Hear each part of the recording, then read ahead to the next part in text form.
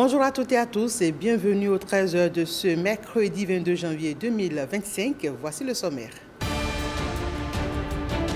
Hier 21 janvier, c'était la journée internationale des câlins, moment de chaleur humaine et de tendresse. Il faut au moins 7 minutes de câlin par jour pour offrir un instant de bonheur et se sentir heureux. On en parle dans ce 13h. Divers organes de presse et médias en ligne suspendus par la HAC. Il leur est reproché des contenus aux allégations violant le code de déontologie de la presse béninoise et des diffusions sans autorisation préalable de la HAC. Les détails dans cette édition. Sans aucun doute, les Vodou Days 2025 ont connu un grand succès. Les regards se tournent déjà vers l'édition 2026. De quoi sera meublée la prochaine édition donc? Quelques responsables tentent de répondre à la question dans ce journal. L'ambassadrice de la France au Bénin, désormais mieux imprégnée du fonctionnement et des attributions de la Cour constitutionnelle. Nadège Chouat était l'hôte du président Dorothée Sosa hier. Une rencontre qui s'inscrit dans le cadre d'audience pour une meilleure connaissance des institutions du Bénin, initiée par l'ambassadrice depuis la remise de ses lettres de créance au président de la République en novembre dernier. Je souhaitais rencontrer le président de la Cour constitutionnelle. Vous savez, ça fait suite à toutes les audiences que je sollicite, puisque depuis le mi-novembre, j'ai remis mes lettres de créance au président de la République, son Excellence Patrice Talon. Et dans ce cadre-là, je souhaite rencontrer bien évidemment tous les ministres, mais aussi les représentants d'institutions. Et le président de la Cour constitutionnelle est une institution importante. Elle compte au Bénin et elle compte également en France. Donc c'est dans ce cadre que j'ai rencontré le président et nous avons évoqué, il m'a présenté le fonctionnement et surtout les attributions de la Cour constitutionnelle. Et également, nous avons parlé de la coopération et notamment l'association des cours et conseils constitutionnels francophones. Des contenus aux allégations violant le code de déontologie de la presse béninoise, des diffusions sans autorisation préalable de la HAC. La HAC retient ses motifs pour une suspension de médias en ligne. Après délibération en plénière, les sites internet de Reporter Média Monde, Crystal News, les Pharaons et le média social TikTok dénommé Madame Actu sont tous suspendus. Les précisions avec Gilles Danzou et Jean Nombimé dans ce reportage. Premier organe concerné par cette décision de suspension de la HAC, le journal Le Patriote. Des déviances sont observées dans ses parutions. Dans sa parution numéro 57 du lundi 23 décembre 2024, il est écrit en substance dans un article de réaction au discours sur l'état de la nation en parlant du président de la République, un président qui affirme en public « Le pouvoir ne retournera plus jamais au Nord ».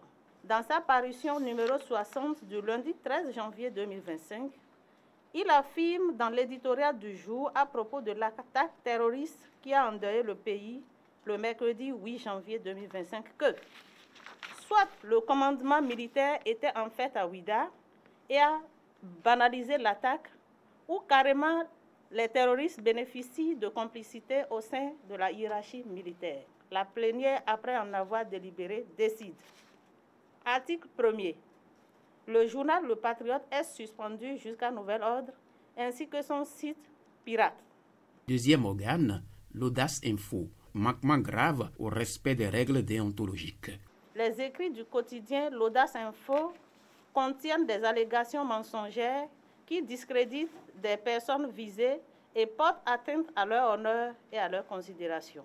Le directeur de publication du quotidien L'Audace Info n'a pas d'ailleurs comparaître devant la commission de la carte de presse, de l'éthique et de déontologie, CCPED, en vue de l'instruction des dossiers malgré les notifications et les relances à lui faites. Ces comportements frisent la défiance vis-à-vis de la HAC. Article 1er.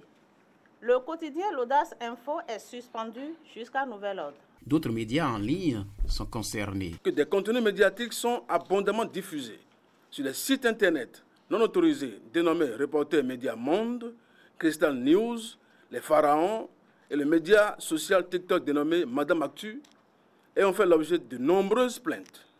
considérant que ces sites Internet diffusent des contenus médiatiques sans autorisation préalable de la HAC, et ce, en violation des dispositions de l'article 252 du Code de l'information et de la communication, la plénière, après en avoir délibéré, décide, article 1er, les sites Internet non autorisés dénommés Reporter Média Monde, Crystal News, les Pharaons et le média social TikTok dénommé Madame Atu sont suspendus jusqu'à nouvel ordre. Nous avons l'intention d'être un peu plus réguliers, parce que nous sommes dans une année, il faut oser le dire, déjà électorale.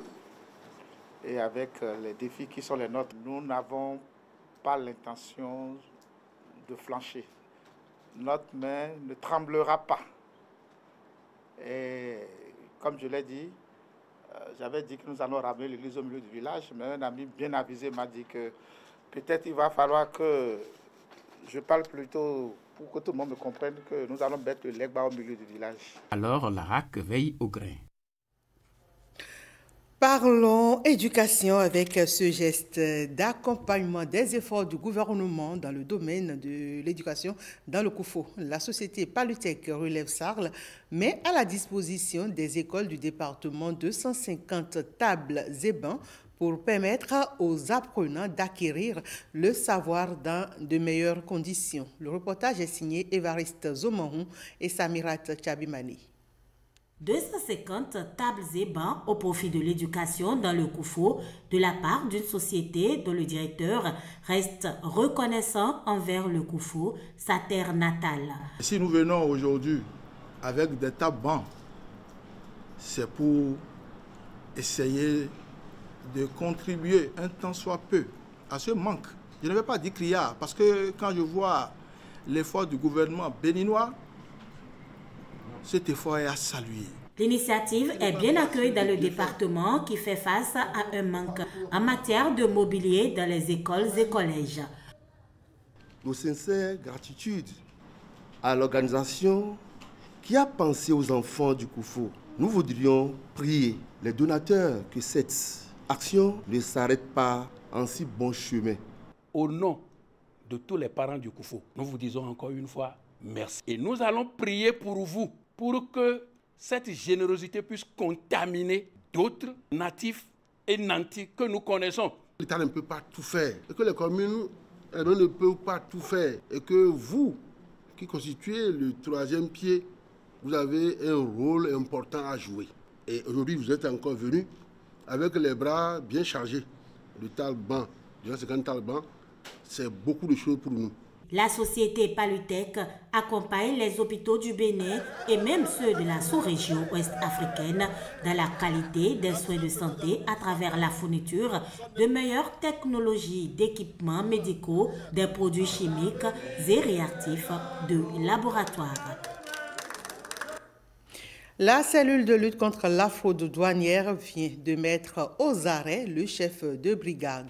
Le chef de brigade de la frontière d'Ila-Kondji, accompagné d'un brigadier chargé du secrétariat administratif, c'était le jeudi 16 janvier 2025.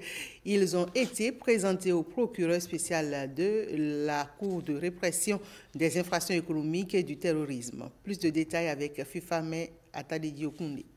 Un nouveau coup de filet de la cellule de lutte contre la fraude douanière a marqué l'actualité le jeudi 16 janvier 2025 avec l'interpellation de 2 fonctionnaires de douane. Il s'agit du chef de brigade de la frontière d'Ila-Kondji, accompagné d'un brigadier chargé du secrétariat administratif. Il serait accusé d'avoir mené une opération de fraude impliquant le passage illégal de conteneurs de tissus imprimés à la frontière d'Ila-Kondji. Ces douaniers auraient autorisé leur passage en échange de pots de vin. La cellule antifraude, alertée de cette infraction, a intercepté les conteneurs, déclenchant une enquête approfondie qui a déjà conduit à plusieurs arrestations. Les autorités poursuivent leurs investigations pour identifier d'éventuelles complicités tant au sein de l'administration douanière qu'auprès d'autres acteurs impliqués dans ce réseau de fraude. En attendant, les 2 douaniers sont présentés au procureur spécial de la Cour de répression des infractions économiques et du terrorisme CRIET. À l'issue de leurs auditions, ces 2 fonctionnaires sont placés en détention provisoire. Premier émetteur souverain d'Afrique de l'année 2025, c'est désormais la place qu'occupe le Bénin depuis le 16 janvier dernier après 2 transactions simultanées sur les marchés internationaux. Le pays a fixé avec succès les modalités de sa nouvelle émission obligataire internationale, mobilisant 500 millions de dollars avec une échéance finale de 16 ans. En parallèle, le pays a conclu un crédit international avec Deutsche Bank de 500 millions d'euros pour une maturité finale de 15 ans. À quoi pourraient être destinés ces fonds? Ariane Da Silva et Mathieu Sokenou ont tendu leur micro au macroéconomiste Gérard Sokegbe pour plus d'explications. Un eurobond, c'est une obligation qui a été mise dans une monnaie, dans une devise étrangère. L'émission de 2025 par le Bénin place le Bénin en première position de tous les pays qui ont fait donc des émissions sur le marché international. Et par rapport à l'année passée, on comprend que les émissions de l'année 2025 sont des émissions quand même qui ont un coût modéré, un coût moindre, juste parce que les autorités qui se sont déplacées pour cette émission ont rencontré plusieurs investisseurs. Donc la loi de l'offre et de la demande jouant en faveur de celui qui demande, c'est-à-dire plus il y a d'offreurs pour un demandeur, donc ça agit sur le taux. Donc c'est ce qui a fait d'ailleurs que le taux de la première mission, donc de 500 millions de dollars, est dans l'ordre de 6,48%, alors que pour l'année passée, c'était à un taux plus élevé. Et l'horizon est plus éloigné que l'émission donc de l'année passée. Un emprunt peut impacter le quotidien des populations sur plusieurs points. C'est le bien-être qui peut résulter des projets qui améliorent le misère des populations, c'est-à-dire l'eau, l'énergie, la santé, l'éducation. Ce sont des projets viables, ce sont des projets d'avenir. Et le gouvernement a bien fait de pouvoir faire la part des choses. Il y a des projets ODD, il y a des projets qui sont structurants, des projets qui changent la structure de l'économie. Et donc, je crois que ces projets-là, c'est par rapport à eux que l'emprunt obligataire, l'eurobond a été émis pour pouvoir assurer leur financement. On ne prête que à celui qui est sage. On ne prête que à celui qui inspire confiance. Un pays qui emprunte sur le marché international, ce pays-là, c'est qu'il réunit un certain nombre de critères. Il y a la solvabilité, c'est-à-dire vos performances économiques vous créditent que quand vous remettez l'argent, vous pouvez retourner l'argent. À côté de la solvabilité, vous avez ce qu'on appelle la liquidité. Quand l'échéance arrive, est-ce que vous avez les moyens nécessaires pour pouvoir payer? Et les performances de l'économie béninoise ces dernières années nous permettent donc de dire sur ces deux aspects-là, il n'y a pas à s'inquiéter.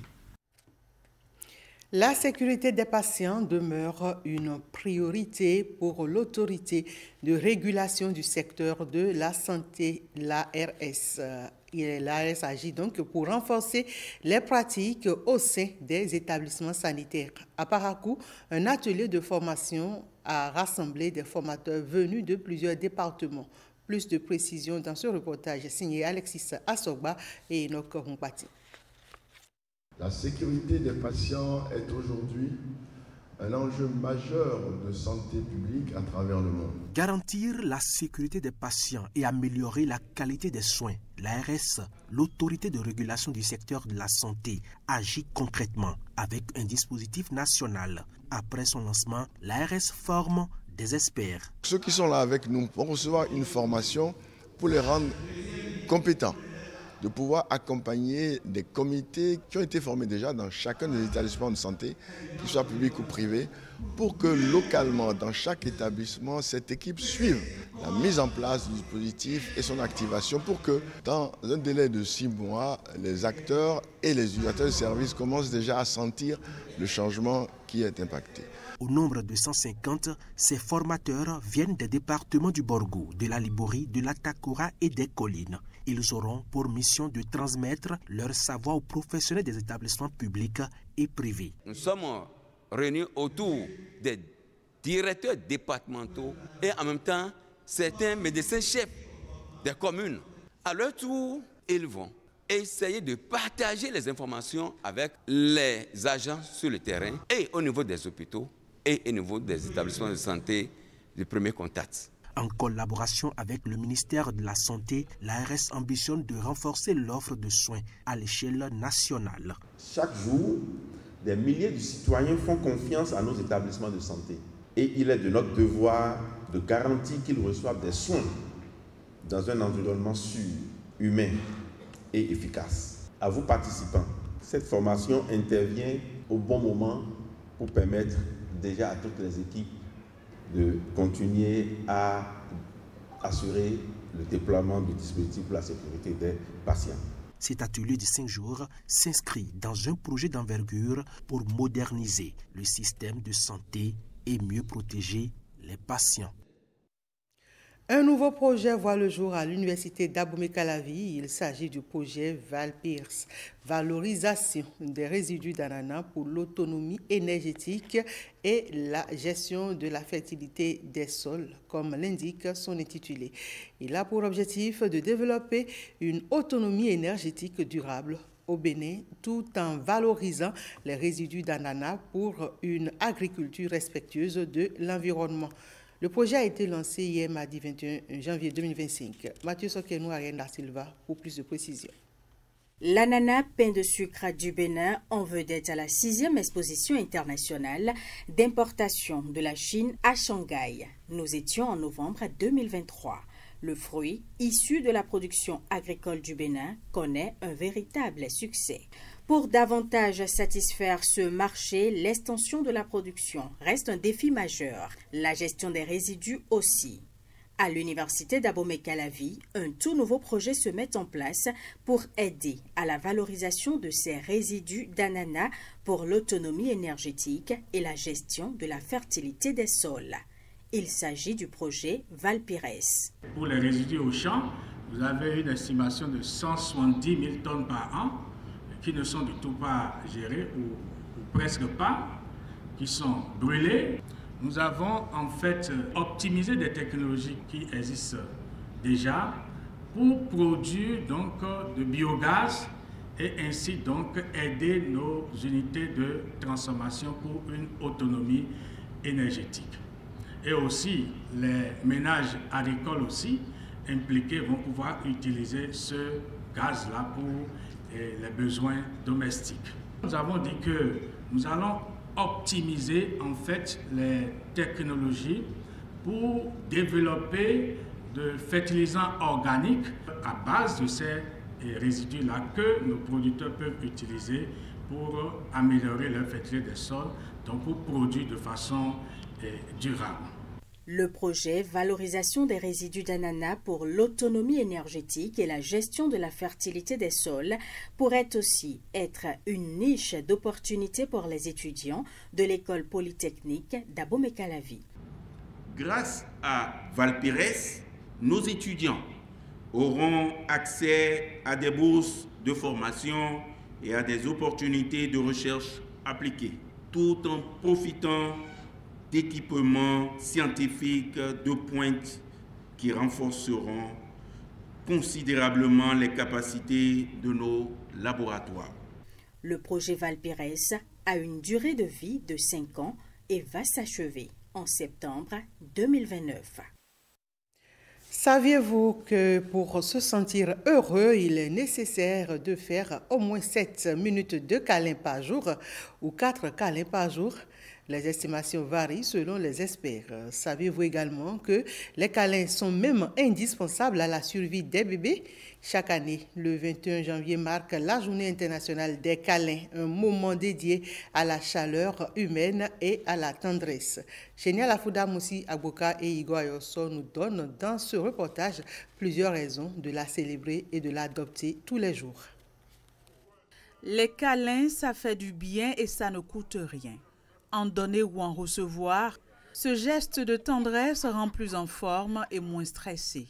Encore connus sous l'appellation de free hug, les câlins sont une marque d'affection.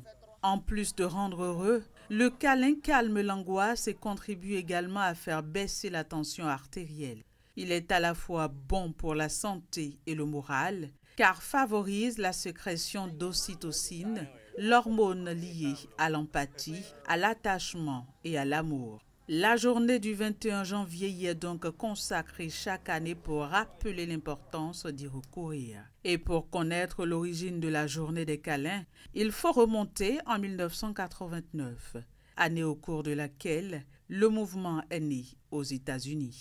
Là-bas, l'événement est connu sous le nom de National Hug Day, entendez Journée nationale des câlins. La célébration de cette journée se propage ensuite progressivement dans d'autres pays, notamment l'Australie, le Royaume-Uni, l'Allemagne, la Pologne ou encore la France, offrant à l'événement un caractère international. Et c'est à lui, Kevin Zaborney, un révérend américain, que l'on doit l'ingénieuse idée de cette journée insolite. Le souhait de cet homme d'église est d'encourager les personnes d'une même famille ou des amis à se prendre dans les bras, ne serait-ce que quelques secondes, en marque de tendresse. Quant à la date, elle n'est pas choisie au hasard. Son choix fut motivé par la dépression générale ambiante plus forte observée entre les fêtes de fin d'année et la Saint-Valentin. L'événement ferait donc office de câlinothérapie. En somme, il s'agit d'ouvrir les bras pour changer le monde. Alors adoptons tous la câlinothérapie. Sortie officielle du collectif des associations pour le développement des communes d'Abomey-Calavi, Soava et Zé. C'était le samedi dernier dans l'arrondissement de Betago. Occasion pour les membres du dit Creuset qui ont à cœur d'apporter des solutions aux problèmes des communautés de se faire connaître du public. Reportage. En 2021, elles opèrent dans des secteurs diversifiés, de l'éducation à la culture, passant par le sport et la santé, pour ne citer que ces domaines d'activité. Sous le leadership de l'ONG Nobam, elles décident de créer une synergie à travers le Creuset baptisé Collectif des associations pour le développement des communes d'Abomey-Calavi, Soava et Zé. Nous avons eu plusieurs approches, dont plusieurs partenariats avec des ONG locales, aussi des ONG sur le plan national. Donc il se trouve que, comme nous avons des ramifications un peu partout sur le territoire, on a décidé enfin que ce serait bien de réunir certaines associations, certaines ONG pour rendre efficaces nos activités sur place. Et donc depuis plus de 2 ans, on a commencé les premières approches et finalement cela a eu lieu. Les objectifs du nouveau-né sont clairement définis. Apporter des éléments nouveaux sur chaque territoire, donc mutualiser nos activités. Le fait d'avoir des approches aussi avec les territoires, les administrations locales, les autorités locales, ça permet aussi de créer une synergie. Je pense que c'est une très bonne chose parce que ça va permettre d'avoir une certaine visibilité au niveau du collectif. L'idée de nous mettre ensemble a été bien accueillie par nos membres. Donc ces autorités n'ont qu'à porter un regard favorable sur nous et nous aider, nous accompagner. Le collectif des associations pour le développement des communes d'Abomey-Calavi, Soava et Zé, à cette date, est constitué de 7 associations qui œuvrent au plan local. Après les nombreux sacrifices consacrés aux activités agricoles, la communauté Lokpa fait le bilan à travers la fête des moissons. C'est la fête Toronto, un moment de célébration de la jeunesse Lokpa au regard de ses efforts tout au long de l'année. Rallions donc la place de l'indépendance de Djougou et l'espace des fêtes de la résidence des Dabou pour les temps forts de la célébration avec Jean-Claude James. C'est une occasion de retrouvailles pour les filles et fils Lokpa. Les tableaux culturels et artistiques s'enchaînent avec les jeunes au devant de la scène. Toronto 2025 ne fait que commencer. La section communale de la communauté nationale des langues Lokpa a décidé d'organiser annuellement cette fête cette fête de retrouvailles, de bilan de la campagne agricole qui, jadis, a permis à notre communauté locale, notamment à nos parents, de récompenser la jeunesse. Parce qu'après les durs labeurs du champ, les papas ont décidé un jour de dire on arrête les dabas et nous festoyons. Je voudrais exprimer ma joie du fait que nous nous sommes retrouvés ce jour pour manifester notre reconnaissance à l'endroit de notre Créateur, Allah, Dieu, qui nous a accordé toutes les faveurs durant l'année. Comme l'année passée, Alexis Darbou a renouvelé son appui au comité d'organisation de cette fête. Un rendez-vous annuel de célébration des jeunes et de promotion de la culture. D'abord, je suis Lokpa. Donc c'est un devoir filial naturel. Vous savez, le peuple Lokpa, c'est une communauté qui dispose d'énormes potentialités, mais il faut mettre ça en valeur. Et c'est notre devoir de pousser le mouvement, à l'instar de ce que le président de la République fait pour le pays, le gouvernement, nous aussi à notre modeste niveau, on suit la dynamique. Toronto, c'est aussi une soirée de l'excellence pour détecter les talents Lokpa et le fameux concours d'art culinaire. Il récompense la dextérité des femmes dans la transformation des produits agricoles, appréciés ici par le public.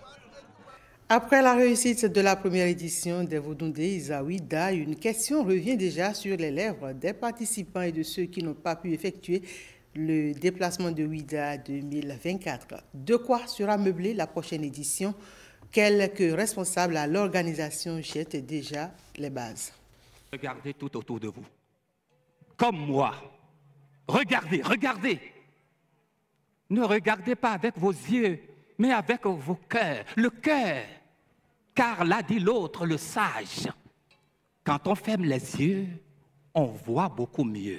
Désormais, on va pouvoir visiter les couvents de la route des couvents vaudou. Sur la route des couvents vaudou, qui est une initiative qui a été prise donc, de faire découvrir le territoire à travers donc, différents vaudous. Dans Ouida, pour accroître l'expérience du visiteur, on a choisi de densifier la route des couvents dans Ouida. Donc, dès l'année prochaine, il y aura le couvent Zohwe qui sera disponible. Il y aura le couvent Mami Dan de Tolibé qui sera disponible. Le temple des Pitons qui est en train de recevoir donc, une réfection. Ce temple-là aura fait peau neuve donc pour l'année prochaine. Alors, ces couvents vont être dans leur activité ordinaire. Aujourd'hui, nous faisons des animations sur ces esplanades. On va probablement sortir des animations de là pour leur laisser toutes leurs dimensions culturelles et cultuelles. Nous prendrons des mesures pour déjà faciliter la mobilité. Au regard de l'évolution que nous voyons, nous pensons que les années à venir, les chiffres là risquent d'être un peu plus élevés. Peut-être pas autant que cette année, parce qu'il ne faut pas oublier que c'est le succès de l'année dernière, ça a amené beaucoup plus de monde.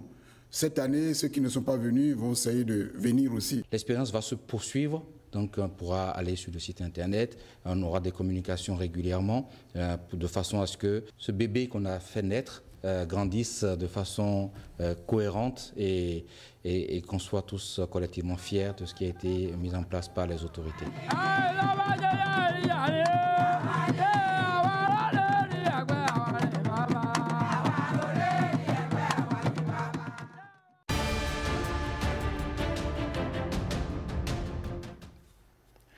Environ 600 miliciens en République démocratique du Congo ont déposé les armes pour rejoindre le programme de réarmement. L'interactualité, c'est avec Blaise Adankou. Le bilan de l'explosion d'un camion-citerne survenu le week-end dernier au Nigeria s'élève à 98 morts alors que 12 autres corps ont été extraits de l'épave ce lundi. Le chef de l'agence régionale d'urgence a ajouté que 69 personnes recevaient des soins à l'hôpital. Le camion-citerne s'était renversé et a explosé samedi à Diko à l'ouest du pays, tuant des personnes qui étaient allées chercher du carburant dans l'épave. Les victimes ont été enterrées dans une fosse commune dans un centre de santé de Diko au cours du week-end. L'accident de samedi est le plus meurtrier depuis un accident similaire survenu dans l'état de Jigawa en octobre dernier qui avait fait 147 morts. En République démocratique du Congo, plus de 600 miliciens membres du groupe d'autodéfense Zaïre ont déposé les armes. Un acte que les Nations Unies qualifient de lueur d'espoir dans la province de l'Ituri. Nos collègues de maintien de la paix de la mission des Nations Unies en République démocratique du Congo rapportent que plus de 600 combattants du groupe armé Zaïre ont déposé les armes. Cela s'est produit à Mabanga, dans le territoire de Djougou, la province de l'Ituri. Lors d'une cérémonie tenue récemment à Bunia, plus de 85 armes et munitions ont également été remises à la mission. Ce développement, soutenu par nos collègues de maintien de la paix et le gouvernement de la RDC, constitue une première étape vers la réintégration des anciens combattants, y compris des femmes et des jeunes, dans la vie civile. Ils reçoivent un soutien pour des projets agricoles, activités génératrices de revenus et des programmes de relance communautaire, a déclaré Farhan Haq, porte-parole adjoint du secrétaire général des Nations Unies.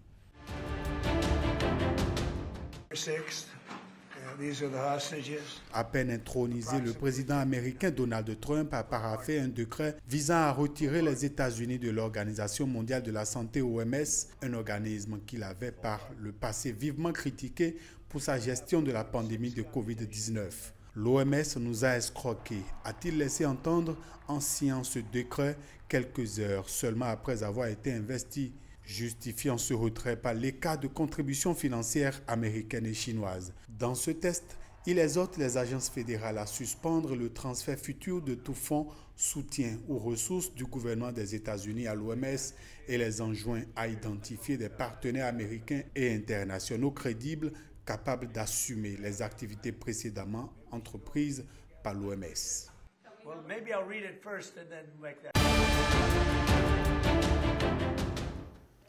C'est la fin de ce 13h. Merci à toutes et à tous de l'avoir suivi.